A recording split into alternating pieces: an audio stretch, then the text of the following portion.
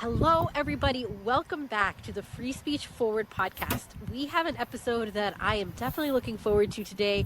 We have Arnold on deck, or Arnaldo, as I'm going to be calling him throughout this episode. And this is another episode of what's become a theme and an important one for us to discuss, which is the role of free speech in education and academia, and really exploring what I unfortunately think is the sorry state of academia today. But we really do want to dive into Arnold's story and even think about the ways that we can make education and academia that much better and that much stronger for free speech. But I'm going to turn it over now to my co-host and co-founder, Chris, who's going to introduce you to Arnold and get us started today. Great. Thank you, Joia, and great to have you, Arnold, today. Thanks, appreciate it. I don't have quite the Spanish tongue that Joia does, so I'm going to stick with Arnold. But Arnold Cantú, for those of you who are not familiar with his background, he is a clinical social worker and psychotherapist with experience in school, social work, private practice, and currently working in community mental health, seeing children, adolescents, families, and adults. Cantú, right? Did I say that right? You got it. You got it. Third time's a charm. Arnaldo, that's what it is. Arnaldo. You have to rub it in my face, don't you, Joia? Okay. Arnold, let's go with that. That's easier for my non-Spanish tongue. Was born in Mexico and considers Texas home, having grown up in the Rio Grande Valley, though currently resides in the beautiful city of Fort Collins, located in northern Colorado.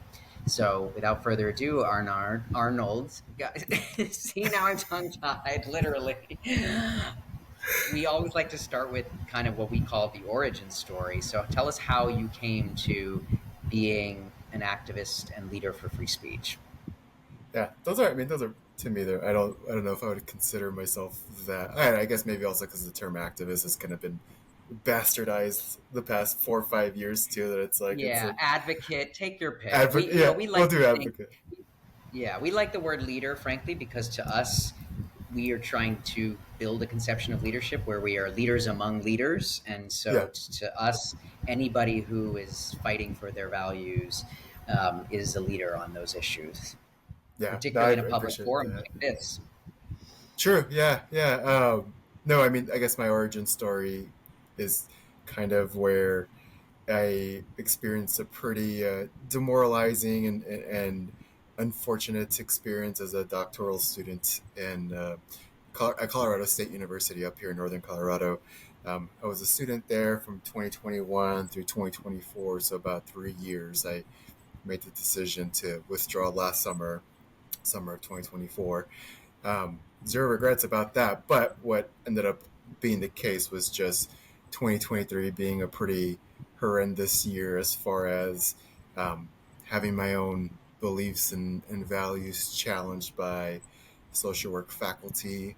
And I can share more about the story, whatever y'all might be interested in, but I typically was a pretty quiet, laid-back student, and the really concerning part was the fact that I was not a polemic student. I didn't speak very much, but even that alone was a cause for concern to faculty, that I wasn't essentially regurgitating some of the, for lack of a better term, like the critical social justice rhetoric and ideas. And so even the absence of sharing those ideas or being on the bandwagon, the absence of that was still concerning, to the point where I was grilled by a professor for easily over 2 hours at the start of 2023, right after the new year. So ever since then, and just letting 2023 unfold, making the decision to withdraw last year, I decided I kind of wanted to share my story, which led to this special issue that came out of the Journal of Teaching and Social Work, where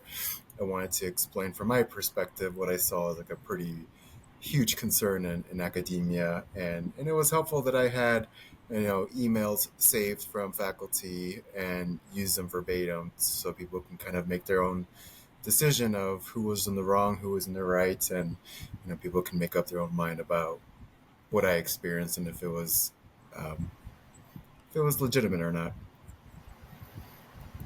Yeah, Speaking personally, I would be very interested to hear any more of your story that you would be willing to tell. I think there is something to even hearing these stories from the people who have experienced them and putting them on record in the public sphere.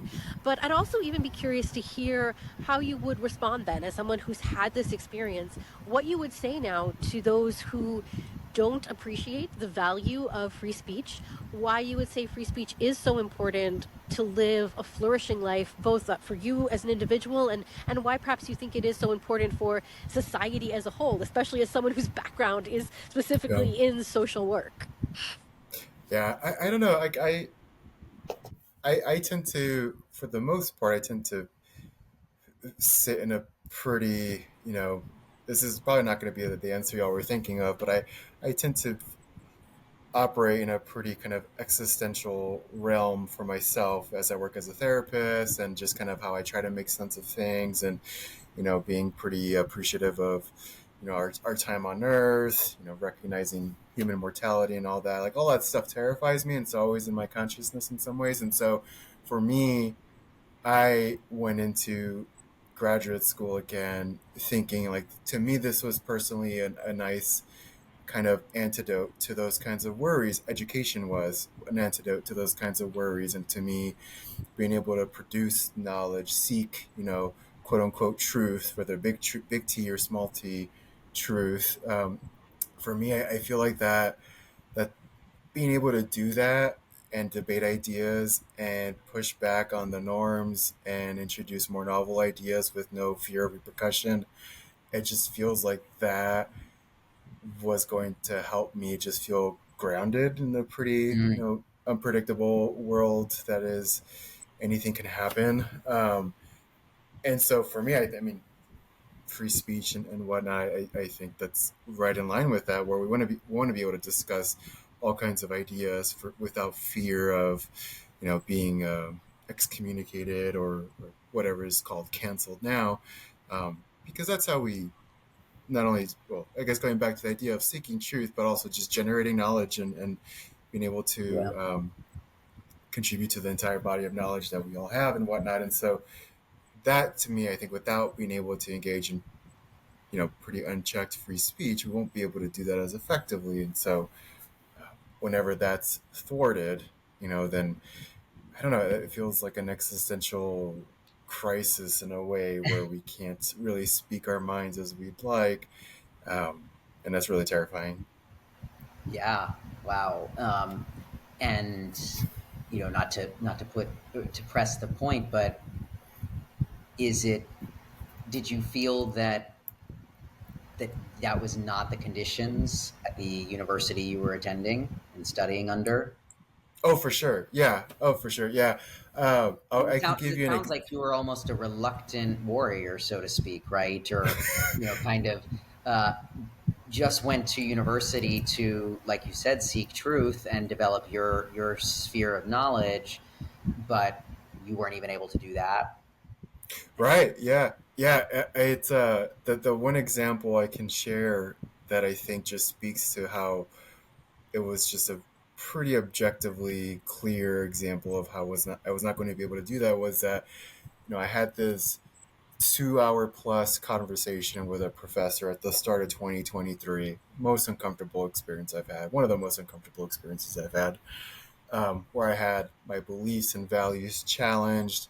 This professor expressed concern about just my standing as an academic, and that straight up asked me, like, Arnold, do you not believe in, like, structural oppression, systemic racism, all like the buzzwords? And to me, it was more so like, I think that's besides the point whether I believe in those things or not. It's just that, allow Right. me to digest these ideas as I should be able to in a university setting, and let me figure things out. But there was very much this push to, you as a criteria, you have to believe in this, which kind of speaks to a bit of a little religiosity.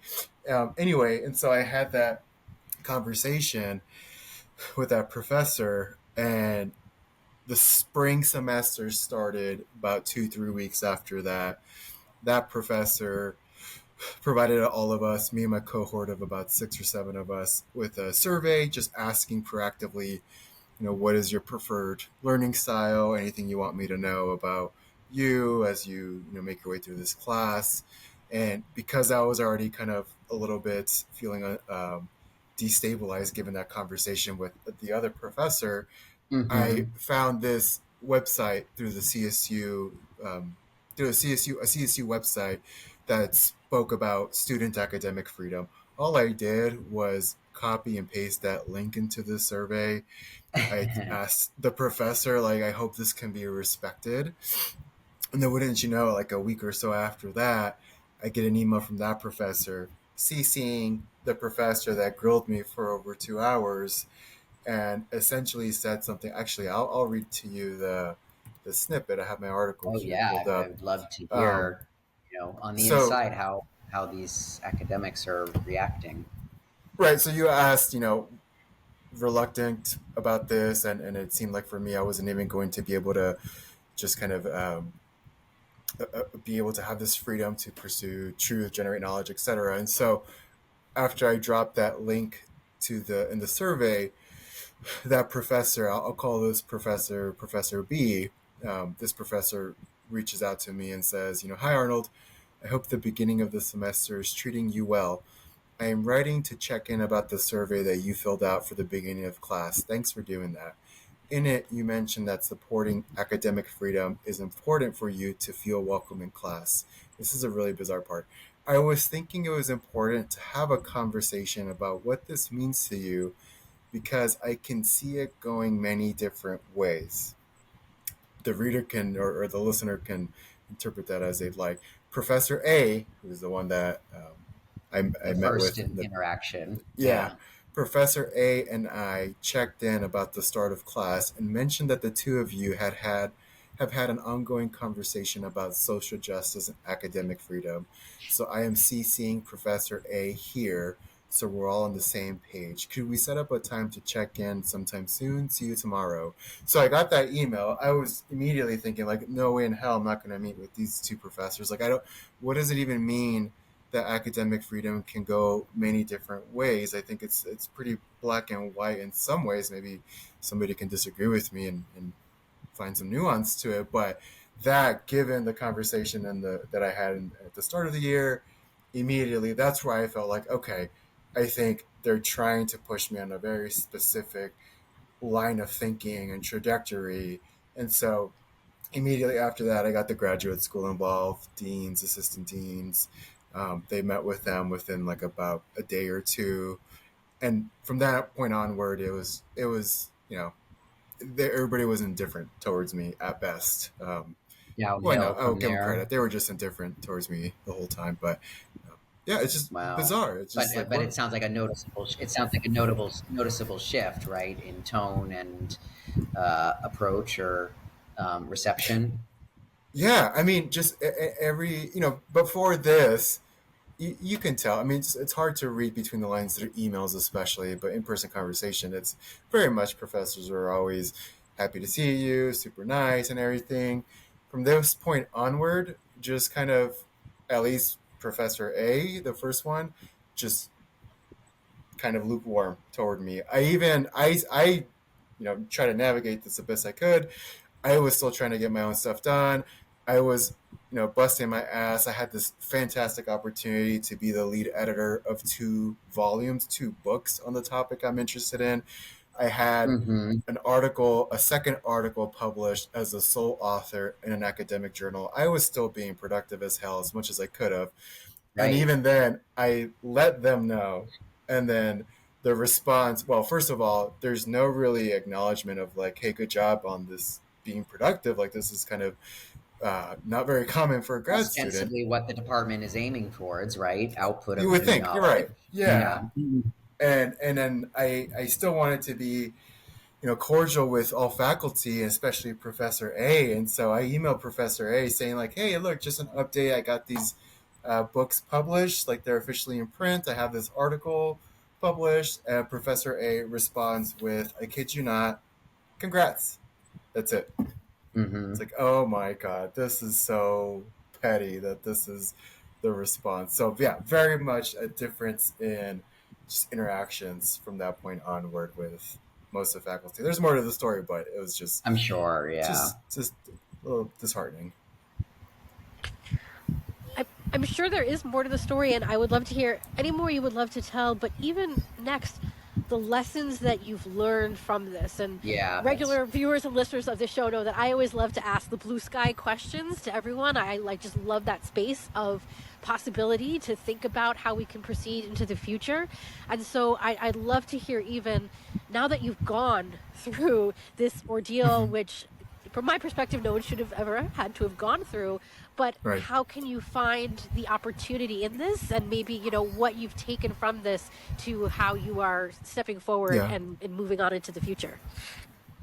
I mean, a couple things come out at me. I mean, one is, and I especially feel for, I write this in my article, I feel for international students, entering this kind of ethos in academia and just probably being a bit blindsided, but especially the younger students, freshman, sophomore, who are going into the university setting and just probably sensing like this kind of feels a little messed up. One thing I think is important to know that I'm glad I listened to is just, if your gut is telling you just something feels off, it's okay to trust your gut. Like this entire time, if all of this hadn't happened to me, I probably wouldn't have done anything about it. I wouldn't have written about it. Obviously, I probably would still be in the program. But the fact that this all happened to me and just in my gut, and obviously because of objective evidence to suggest the same thing,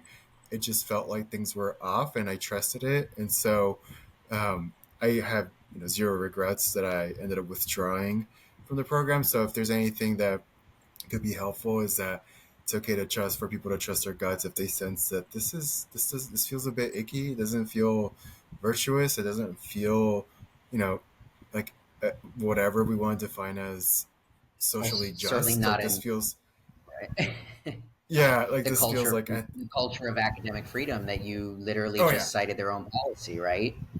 right, exactly. This just feels off. So for people to trust their own guts about this. And the second thing is, I mean, everybody's in a different position, but I think it's also, the second thing I learned is it's okay to speak up about this too, in a hopefully a pretty courageous way. One of the concepts I introduced in my article that I got published was this idea of moral courage, and I've learned that since my master's program, about 10 years ago or so, and I've remembered it ever since then. But just being able to demonstrate this more sense of moral courage, if you know that something's wrong, speaking up about it. But I think being able to speak up about it in a pretty well-grounded way. I wasn't someone, yelling into the sky about how things are unfair. I tried to make, at least in my article I got published, I tried to make a pretty decently, at least, compelling argument for why this was not the way things should have been handled. So if you have a sense in your gut that something's off, listen to it, and also allow yourself to convey a sense of moral courage to speak up about it in pretty thoughtful, well-reasoned ways. And if it goes well, cool. If it doesn't, at least you try. Because I would have hated to have gone through this and not have done anything to put the word out there of like how this is pretty wrong. I would have regretted it in the long term. So I also have zero regrets about having written about my experience too. Well, I mean, to your point, that's really the demonstration of moral courage, is being willing to take a stand, even when and especially if it comes at certain costs of a path of life that you were on or certain values you were pursuing. So definitely commend you for that, and that even kind of touched on my just last point. Um, uh, Courage just being, that's a ongoing theme in our conversations, and I especially imagine that in social work and what you're doing now, even working with other people, moral courage is an important component. So I'm just curious, now that you've gone through that and experienced it in your own life, any thoughts on how you might, and how, or maybe you already are, even promoting that and teaching that with others, just even for some parting thoughts of how people can find that within themselves. Yeah, not on a grand scale. I mean, now, even though this is pretty public facing. The article in the special issue it's a part of is it's getting some China a little bit of virality from a journal standpoint. They don't really get a whole lot of virality, but this one is, even though that's pretty public facing, I'm still, in some ways, I prefer to kind of live a life of obscurity. And so the things that's most important to me is to be able to see my clients, work with them, support them, try to take care of them to the best that I can. I'm in the community mental health scene, so a clinic, and it's pretty high volume number of folks that we see. What I will say, though, as far as some gems I've taken away from this really crappy experience, is that I've been able, I think, the most effective I've ever been to be able to reach people in my office that I see as clients when they're middle of the road, when they are far left leaning, when they are far right leaning. I have zero issues being able to kind of be a chameleon with my clients and adapt them and meet them where they are, especially because of this experience.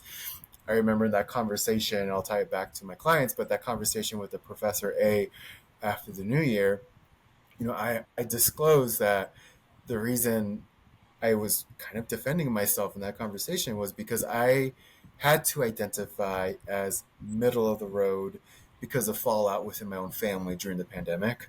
We were on polar opposites of the political spectrum, and so I was pretty vulnerable. I expressed, I was more left leaning back in the day, whatever that means now. The pandemic and being able to salvage relationships with my family, I had to be middle of the road to see everybody's perspectives, and it worked because me and my siblings, we have good relationships now. I share that. Professor A responds to me in person, "Oh yeah, I'm pretty far left." Yeah, no shit, I can see that. However, to do that, to say that, and then try to compel students in a similar vein is highly inappropriate, in my opinion, about what the university setting should be about. So, had that experience, jaded from that, but now with my clients, I'm just kind of I don't have any allegiances to any kind of political sides or anything like that. It's more so of like, what are the problems we're met with? Okay, you identify in a certain way. I can work with that. I'm not going to take things personal because I think you think X, Y, and Z. And so I think that, to me, hopefully makes me a better clinician, that I can I can become pretty close with clients from all walks of life, different political beliefs. Here in Fort Collins, there's the main interstate that goes north and south that cuts through Colorado. The left-hand side is where I live, Fort Collins. The right-hand side of the highway are the more rural areas that are predominantly conservative. But everybody comes to the clinic that I go to seek services and therapy. And to me, it's like, well, if you are a big Trump supporter, let's work with your problems. If you are super sad that that Biden and Kamala are not in the office anymore, that's okay too. Let's talk about it. I don't care, but I want to work with your problems, and I'm able to see past whatever beliefs. Yeah, exactly. Yeah. So anyway, that's been helpful to me. So it's it sounds like toleration and not bringing an agenda to the workplace, right? Those are two key takeaways for me. Which is sad, because I think I don't know if it's still the case, but there's there have been rumblings about therapists should be activists in the consulting room or something like that. I have no idea what that could even look like. That also seems highly inappropriate. And so I never bought into that. I never drank that Kool-Aid. I think that would be a disservice to the field of psychotherapy and counseling. And so I'm not an activist in the consulting room. I'm your therapist, and I will deal with whatever problems you come up with, and we'll work with that. Well, thank you for defending those values. I think they are critical, and as your experience unfortunately shows, it seems there is pressure by certainly the academic quarters to push the industry in a different, perhaps more illiberal direction. So, for the sake of all your clients and all of those seeking counseling and psychotherapy, let's hope there are more clinicians and practitioners out there like you that are willing to stand up for these liberal values. So thank you for that. And that we are out of time. So as always, for everyone listening, you can hear our next episode in 2 weeks. As always, you can find us under the ILV's Dissidents channel, under most audio podcast channels, as well as on YouTube under their Dissidents page. Thanks. We'll see you again in 2 weeks. Thanks, guys.